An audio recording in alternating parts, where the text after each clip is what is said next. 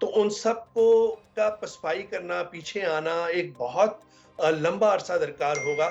शायद कोई ऐलान हो जाए, शायद कोई बयानिया निकल आए, लेकिन सही है। मुझे ये लगता है कि जो डोनाल्ड ट्रंप हैं, उन्होंने नेटो अरकान के नेटो जो मेंबरान हैं, अरकान ममालिक हैं, उनको पहले भी अपने पहले टेन्योर के अंदर भी बहुत ले-दे की थी और इस दफ़ा भी उन्होंने कहा है कि भाई नो वे, हम आपका मिलिट्री बर्डन नहीं उठा सकते, हम अपने कांधों पे नहीं बिलियंस ऑफ डॉलर्स का उठा सकते। आप अपने डिफेंस बजट के अंदर 2 से 5 फीसद बढ़ाइए ठीक। और अमेरिका उसके बाद ही ये नेटो को सपोर्ट करेगा। तो वहाँ पे भी एक थरथरी मची हुई है और इसी तरीके से कनाडा में आपने देखा जी। कि एक ने बयान दिया है कि कनाडा को 51st स्टेट होना चाहिए अमेरिका का, इंग्लैंड तो की उसके तरफ, बिल्कुल, इंग्लैंड की तरफ होता है। वैसे अब ज़रा जो इंटरनेशनल अफेयर्स की तरफ हम जा रहे थे, आपने कनाडा का ज़िक्र किया, यूके में इलॉन मस्क के हवाले से बड़ा एक थरथल्ली मची हुई थी कि उनके जो बयानात आ रहे थे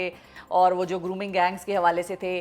फिर उसी तरह रिचर्ड ग्रेनल के बयानात के हवाले से पाकिस्तान में थरथल्ली मची हुई थी। तो अगर हम पाकिस्तान से आगाज़ करें, पाकिस्तान और अमेरिका के ताल्लुकात, बहुत से मुबस्सिरीन का ये मानना है कि शायद इस मर्तबा थोड़े से सख्त हों या वैसे ना हों जिसको हम अच्छा कहते हैं, और बुरे भी शायद ना हों, लेकिन बड़ी ट्रिकी होगी ये सारी सिचुएशन इस बार। आपको भी ऐसा लगता है?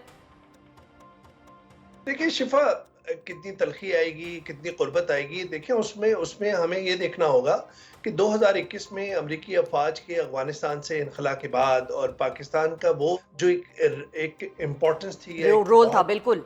रेलेवेंस थी, उसमें तो गिरावट आई है, उसमें तो कमी आई है। और अभी जैसे हमने और आपने ज़िक्र किया कि यूक्रेन की जंग है, मिडल ईस्ट के अंदर अमन का क़याम है और खुद रिपब्लिकन की इनवर्ड लुकिंग पॉलिसीज़ बहुत हैं कि इकोनॉमी को बेहतर करना है, इतने हुँ। बड़े वादे किए हुए हैं डोनाल्ड ट्रंप ने, तो वो इनवर्ड ज़्यादा देखेंगे पहले और खुद यूक्रेन की जंग और इसी तरीके से फिर उसके बाद इमिग्रेशन का मसला, मशरिक़ वस्ता में अमन का क़याम या जंगबंदी मुस्तकिल बुनियादों पर, तो वो ज़्यादा मेरे ख़्याल में प्रायोरिटी लिस्ट पे वो कहीं पे ऊपर नज़र आते हैं पाकिस्तान और अफ़गानिस्तान से।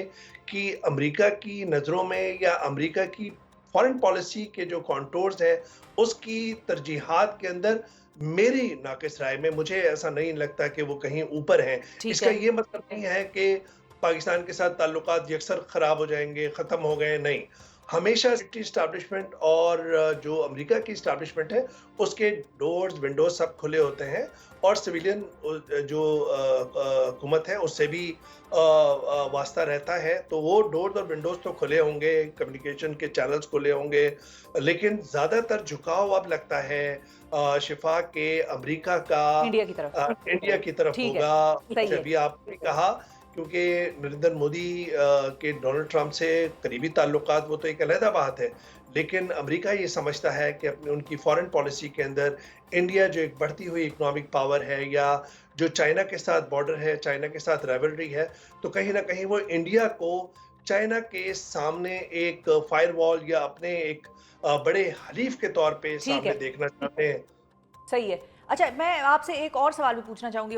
वैसे तो दुनिया में आजकल लोग जो सवाल पूछ रहे हैं, रिवायती सवाल, वो ये है कि इमरान खान के जेल के अंदर होने पर अमेरिका और पाक ताल्लुकात का कितना असर होगा। लेकिन मैं आपसे ये पूछूंगी कि इमरान खान के अंदर होने का अमेरिका और पाकिस्तान के ताल्लुकात पर क्या असर होगा? क्या आपको लगता है कि अगर इमरान खान अंदर ही रहें और उनको बाहर नहीं निकाला जाता या अदालतों से भी उनकी रिहाई फिल वक्त मुमकिन नहीं हो पाती, तो क्या इसका असर पाक अमेरिका ताल्लुकात पर किसी तरह से होगा या नहीं होगा? देखिए शिफा, आप भी बहुत बेहतर जानती हैं कि जो इमरान खान साहब हैं, उनकी जो सियासत का जो तरीका है, वो भी कहीं डोनाल्ड ट्रंप की पॉपुलिस्ट पॉलिटिक्स के करीब ही हमें नज़र आता है। उनके चाहने वाले भी दीवानावार उनके पीछे होते हैं, चाहे उनके बयानात लॉजिकल हों या और उनके नक़ाद या तनकीद करने वालों की नज़र में वो इलॉजिकल हों, लेकिन वो अपने लीडर के पीछे होते हैं और हर चीज़ पे लब्बैक कहते हैं। हुँ। एक बहुत बड़ी तादाद है, इसमें तो दो राय नहीं है कि डायस्पोरिक कम्युनिटी के अंदर एक बहुत बड़ी तादाद है जो इमरान खान से के बहुत चाहने वाले हैं और वो चाहे वो लंदन में हो, चाहे वो जर्मनी में हो, चाहे वो अमेरिका में हो, ठीक। वो अपना असर रसूख भी जो है वो उसको एक्सरसाइज करते हैं और जिस की तरफ आपने इशारा किया रिचर्ड ग्रेनेल के ट्वीट्स का या मैट गेट्स के जी। ट्वीट का, जो पहले अटॉर्नी जनरल के तौर पे उम्मीदवार थे डोनाल्ड ट्रंप के, उनके ट्वीट के वो हमदर्दाना थे टुवर्ड्स इमरान खान साहब की रिलीज के लिए। और तो कहीं ना कहीं जो चाहने वाले हैं इमरान खान साहब के, पाकिस्तान में हो या अमेरिका में हो चाहे यूके में हो, वो ये समझते हैं या उनको ऐसा गुमान है कि डोनाल्ड ट्रंप जिनके साथ इमरान खान साहब की तस्वीर या फोटो सेशन हुआ था, बहुत गर्मजोशी से हाथ मिलाए थे, बहुत दूसरे एक दूसरे की तारीफ की थी, ट्रम्प और कॉल्ड उसमें कहीं ना ट्रम्प सेड ही इज कहीं माय हाँ friend, Khan is my cordial friend, बिल्कुल डावोस में। वो ही कंटिन्यू करेंगे। लेकिन मुझे लगता है, जैसे मैंने और आपने चर्चा किया है, कि तरजीहात बदल रही हैं। इस वक्त इमरान खान साहब प्रिजन में हैं।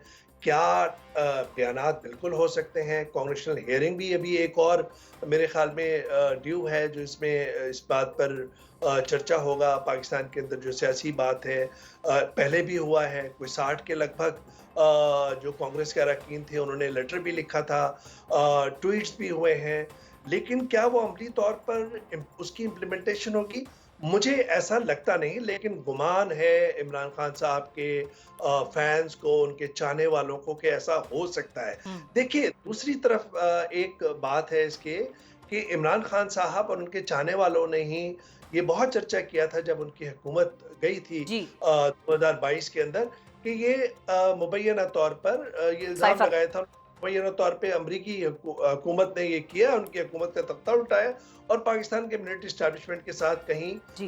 मुबैना तौर पे एक कलूट किया है या कोई साजबाज हुई है, जिसका दोनों तरफैन ने सख्ती से तरदीद की है।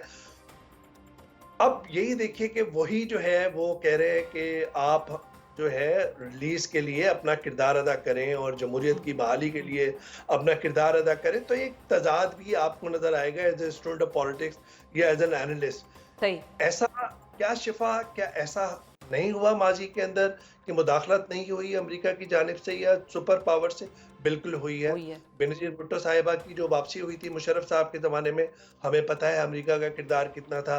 क्या बिल्कुल नवाज सही है। शरीफ साहब क्या नवाज शरीफ साहब के भाई शहबाज शरीफ साहब, जो इस वक्त वजीर आजम हैं, क्या उन्होंने वाशिंगटन का रुख नहीं किया था जब उन्हें लग रहा था कि सदर परवेज मुशर्रफ जो है कू करने वाले हैं उनकी हुकूमत के खिलाफ? बिल्कुल। बिल क्लिंटन ने भी फ़ोन किए थे।